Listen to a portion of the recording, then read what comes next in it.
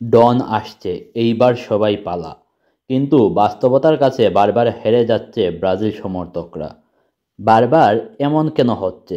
এই চুক্তিতে লাভটা হচ্ছে কাদের? আসেন সেটা একটু বুঝি। আর তা বুঝতে গেলে আপনাকে পুরো ভিডিওটি দেখতে হবে। 2022 বিশ্বকাপের পর থেকে টিম ব্রাজিলের অবস্থা বর্তমানে আইসিইউতে আছে। সেই ব্রাজিলকে আইসিইউ হতে ব্রাজিলের মতো করে ফেরাতেই সিবিএফ সিদ্ধান্ত নেয় বিদেশি কোচ নিয়োগ দিবে। আর সিদ্ধান্ত অনুযায়ী কার্লো আনচেলত্তি হন প্রথম এবং শেষ পছন্দ ব্রাজিলের। সেই ভাবনা থেকে কার্লোকে দলে বেড়াতে নিজেদের সর্বোচ্চ চেষ্টা চালায় সিবিএফ। আর গত সিজনে মনে হচ্ছিল ডনকে পাবে ব্রাজিল, কিন্তু শেষ মুহূর্তে রিয়ালের সাথে 2026 সাল পর্যন্ত চুক্তি করে ফেলে কার্লো আনচেলত্তি। শেষমেশ বাধ্য হয়ে ডরিবাল কাকুকে ক্ষমতা দেয় সিবিএফ। পরের কাহিনী তো মোটামুটি সবারই জানাই আছে। যেই লাউ সেই কদু, ব্রাজিলের অবস্থার কোনো পরিবর্তন হয়নি। কাকুকে সেক করে আবারও কার্লো আলোচনা চলতেছে বর্তমানে। তবে এবারও মনে হচ্ছে ডন তো ব্রাজিলে কনফার্ম আসবে।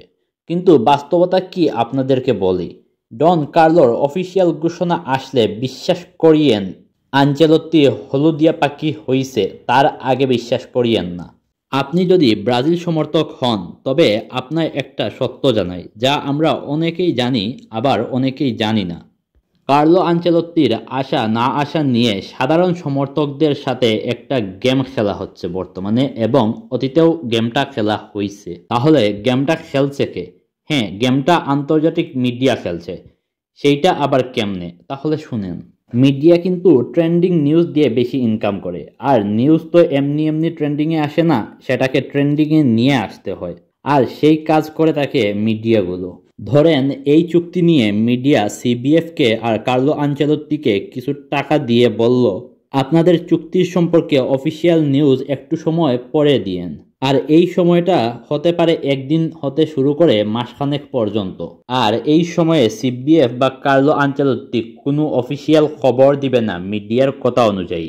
সেই সাথে এই সময়টাতে মিডিয়া নিজেদের ইচ্ছে মতো খবর তৈরি করে টাকা ইনকাম করে নিবে। তো দিন শেষে লাভটা ইন্টারন্যাশনাল মিডিয়ার, আপনার বা আমার কারোর না। দেখেন, এইবারের ডিলটাও সিবিএফ আর কার্লোর নাও হতে পারে। কারণ গতবার চ্যাম্পিয়ন্স লিগ জিতে যাওয়ার পর কার্লোর সাথে রিয়াল মাদ্রিদ চুক্তির সময় বাড়ায়। যদিও রিয়াল মাদ্রিদের এইবারের অবস্থা বেশ ভালো না, তবে এইবারও যদি লা লিগায় রিয়াল মাদ্রিদ জিতে যায় তবে রিয়াল মাদ্রিদ আনচেলত্তিকে নাও ছাড়তে পারে। কারণ আনচেলত্তিকে সময়ের আগে বিদায় দিলেও তাকে এক্সিট ফি দিয়ে দিবে রিয়াল মাদ্রিদ, সেইটাও আবার কার্লো আনচেলত্তির সম্মানার্থে। তাই রিয়াল ভাববে লা লিগার ট্রফিটা যেহেতু জিতে গেছি, তাহলে ক্লাব ওয়ার্ল্ড কাপ পর্যন্ত কার্লোকে রেখে দেই। কারণ বিদায় করলেও তো তাকে টাকা দিয়েই বিদায় করতেছি, টাকাটা না হয় এবার উসুল করে সারি। তো আমরা সাধারণ দর্শক বা সমর্থক যারা আছি, আমাদের কোনো লাভ বা লস নেই। সব লাভ ইন্টারন্যাশনাল মিডিয়ার, চুক্তির অফিসিয়াল ঘোষণার আগ পর্যন্ত।